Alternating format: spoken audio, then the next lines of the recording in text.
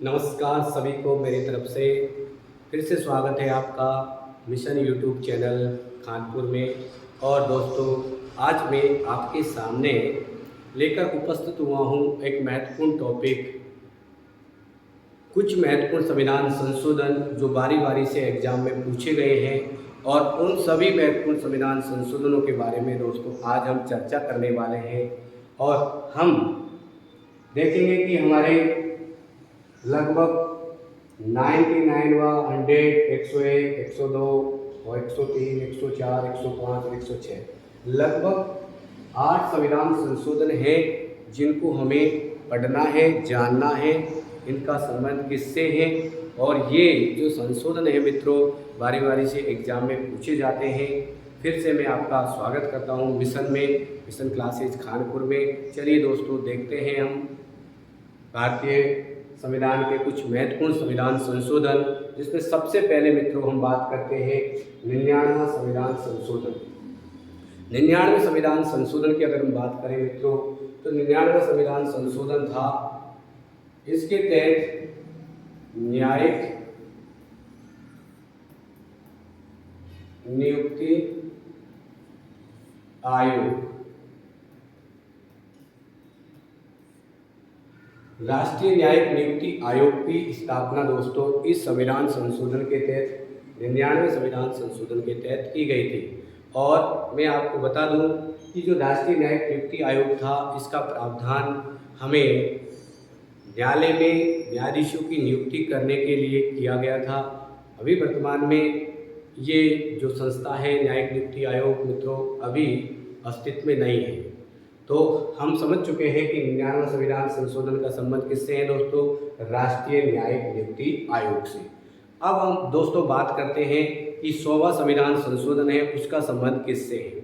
देखिए 100वें संविधान संशोधन की अगर हम बात करें मित्रों तो 100वां संविधान संशोधन जो है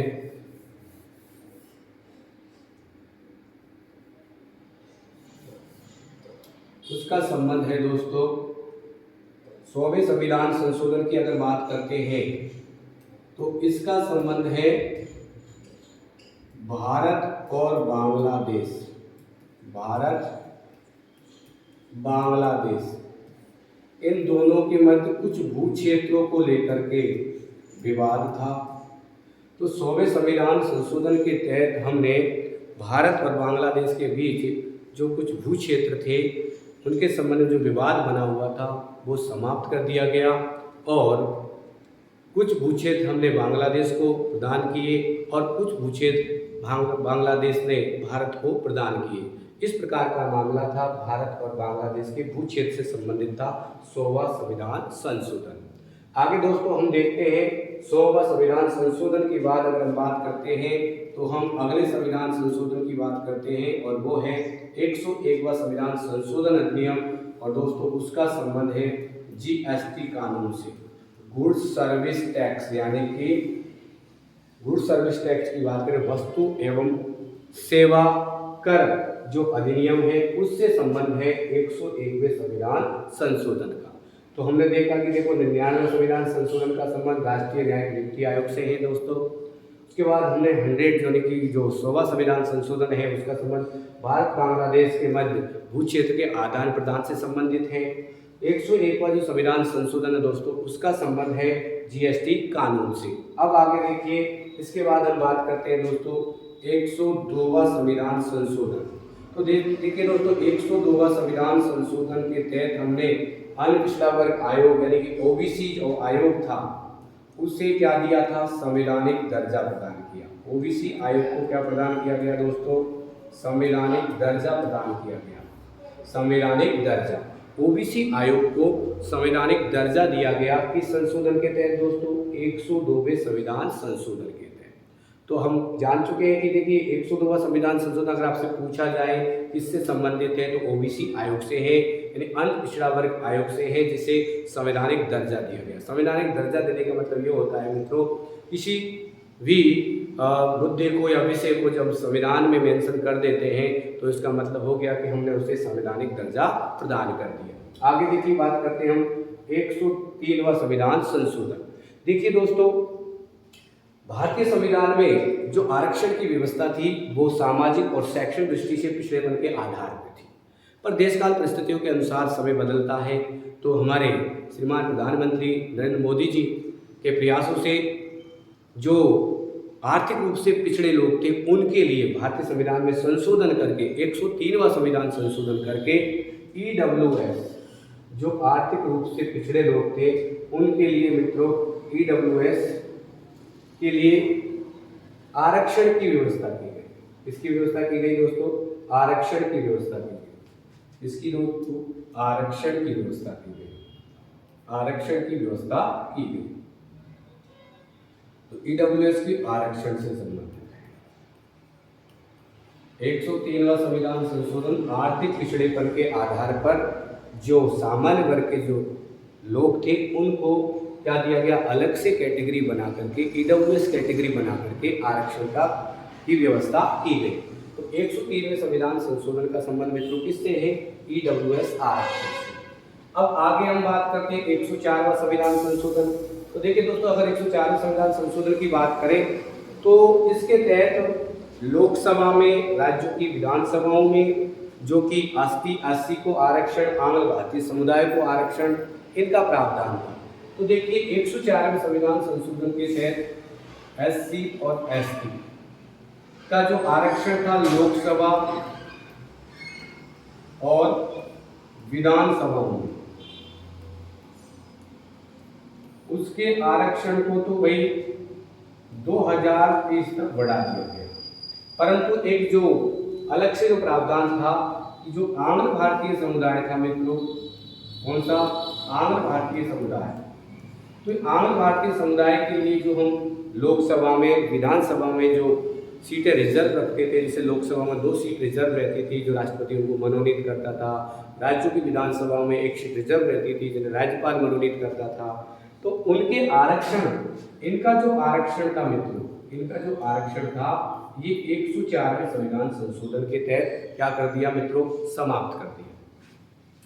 तो 104वें संविधान संशोधन का संबंध किससे है मित्रों, SC ST और आंग्ल भारतीय समुदाय के आरक्षण से। कहने का मतलब SC ST का आरक्षण इंक्रीज किया गया लोकसभा विधानसभाओं के लिए 2030 तक, जबकि आंग्ल भारतीय समुदाय के आरक्षण को समाप्त कर दिया गया। अब देखिए दोस्तों, हम करते हैं बात 105वें संविधान संशोधन की। तो हुआ क्या था, जो 102वां संविधान संशोधन था दोस्तों, OBC आयोग को संवैधानिक दर्जा, तो इसमें कुछ कमियां थी। कमियां ये थी कि जो कौन जाति OBC वर्ग में शामिल होगी नहीं होगी, इसका अधिकार 102वें संविधान संशोधन के तहत केवल राष्ट्रपति को दिया गया था। तब इसका जब विरोध हुआ, कुछ लोगों ने कहा कि ये संघात्मक ढांचे के विरुद्ध है, तो इसके बाद संविधान जो हमारी संसद थी उसने इस संविधान संशोधन में 102वें संविधान संशोधन के हिसाब से ही अगर देखा जाए, इसके लिए ही अलग से एक संविधान संशोधन लेके आए, 105वां संविधान संशोधन। और इसमें एक लाइन और जोड़ दी गई कि भाई जो राज्यों में जो जातियां हैं, कौन सी जाति OBC में आएंगी, OBC वर्ग में शामिल होंगी नहीं होगी, ये अधिकार राज्य की सरकार के पास होगा, यानी कि इसे डिसाइड करने का अधिकार राज्यपाल को होगा। तो इस प्रकार की बातें इसमें की गई 105वें संविधान संशोधन में। तो कहने का मतलब 105वें संविधान संशोधन का संबंध भी किससे है दोस्तों, OBC आयोग से। क्योंकि OBC आयोग को संवैधानिक दर्जा तो दिया गया, मगर उसमें कुछ कमियां थी, उन्हें सुधारने के लिए हमें तुरंत ही एक नया संविधान संशोधन अधिनियम लेके आना पड़ा, और वो था 105वां संविधान संशोधन अधिनियम। उसी प्रकार जो सबसे लेटेस्ट, और अब तक हमारे संविधान में 106 संविधान संशोधन हो चुके हैं दोस्तों, और जो सबसे अच्छा जो कार्य हो चुका है, जो आज तक के इतिहास में कोई भी नहीं कर पाया, और बहुत सारी बार महिलाओं के आरक्षण के संबंध में विधेयक लाए गए मगर वो पारित नहीं हो पाए, परंतु मोदी सरकार ने उन्हें पारित किया, और 106वें संविधान संशोधन के तहत दोस्तों महिलाओं के लिए, इसके लिए महिलाओं के लिए दोस्तों लोकसभा और विधानसभाओं में 33% आरक्षण का प्रावधान किया गया। कितने प्रतिशत? 33% आरक्षण का प्रावधान किया गया। और इस विधेयक का नाम था दोस्तों नारी वंदे शक्ति अधिनियम, नारी वंदे शक्ति अधिनियम। ठीक है मित्रों, तो हमने देखा कि 106वें संविधान संशोधन का संबंध किससे है दोस्तों? महिलाओं के आरक्षण से, यानी कि महिलाओं को लोकसभा विधानसभा में 33% आरक्षण दिया गया है।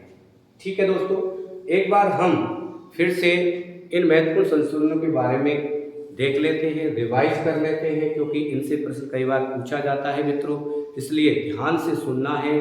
और अभी सीटी के एग्जाम होने ही वाली है लेटेस्ट, तो उनमें एक दो प्रश्न पूछे भी जा सकते हैं। आपसे ये भी पूछा जा सकता है कि भारतीय संविधान में अब तक कितने संशोधन हो चुके हैं, तो वो हो चुके हैं दोस्तों 106 संविधान संशोधन। और सबसे लेटेस्ट जो संविधान संशोधन उसका संबंध महिला आरक्षण से है, जिसमें महिलाओं को 33% रिजर्वेशन दिया लोकसभा और राज्यों की विधानसभा। देखिए एक बार रिवाइज करते हैं। 99वें संविधान संशोधन की दोस्तों बात करते हैं, तो 99वां संविधान संशोधन न्यायाधीशों की नियुक्ति के संबंध में बनाया गया था, इसलिए एक अलग से संस्था बनाई गई, राष्ट्रीय न्यायिक नियुक्ति आयोग। तो आपसे अगर पूछा जाए मित्रों कि राष्ट्रीय न्यायिक नियुक्ति आयोग का संबंध किस संविधान संशोधन से है, तो आपको खट से बताना है 99वें संविधान संशोधन अधिनियम से। अगला हम बात करते हैं दोस्तों 100वां संविधान संशोधन। तो 100वें संविधान संशोधन का संबंध भाई हमारे लंबे समय से भारत और बांग्लादेश के मध्य कुछ भू क्षेत्रों को लेकर विवाद था, तो 100वें संविधान संशोधन के तहत हमने कुछ क्षेत्र बांग्लादेश को दिए और कुछ क्षेत्र भारत में अधिग्रहित किए गए। जब हम कोई चीज़ किसी दूसरे देश को भू क्षेत्र का टुकड़ा या कोई हिस्सा दूसरे देश को सौंपते हैं मित्रों, तो उसके लिए हमें संविधान में संशोधन करना पड़ता है। तो भारत बांग्लादेश भू क्षेत्र से संबंधित कौन सा संशोधन अधिनियम है दोस्तों? 100वां संविधान संशोधन अधिनियम। उसी प्रकार दोस्तों 101वें संविधान संशोधन की बात करें तो मोदी सरकार जीएसटी कानून लेके आई। जीएसटी मतलब पूरे भारत में एक तरीके का टैक्स प्लान लेके आई, जिसे गुड सर्विस टैक्स नाम दिया गया, और जीएसटी कानून से संबंधित है मित्रों 101वां संविधान संशोधन। उसी प्रकार मित्रों 102वें संविधान संशोधन की अगर हम बात करें तो इसका संबंध है ओबीसी आयोग से। ओबीसी आयोग काफी समय 1993 में ही बन गया था, मगर इसे संवैधानिक दर्जा नहीं मिला था। संवैधानिक दर्जा इसे 102वें संविधान संशोधन के तहत दिया गया, और ये शायद 2019 के समथिंग की बात है मित्रों, और इस ओबीसी आयोग को संविधान में जगह मिल गई। ओबीसी आयोग को अगर हम बात करते हैं मित्रों संवैधानिक दर्जा किस संशोधन के तहत? 102वें संविधान संशोधन अधिनियम के तहत। आगे देखो सबसे बड़ी बात मोदी जी की 103वां संविधान संशोधन करके, भारतीय संविधान में संशोधन करके, रिजर्वेशन प्रणाली में संशोधन करके, ईडब्ल्यूएस यानी जो जनरल था, सामान्य वर्ग था, उसे आर्थिक दृष्टि से पिछड़ेपन के आधार पर ईडब्ल्यूएस कैटेगरी में आरक्षण की व्यवस्था की गई, और ये आरक्षण लगभग 10% है। ठीक है मित्रों, तो 103वें संविधान संशोधन का संबंध है मित्रों किससे? ईडब्ल्यूएस आरक्षण से।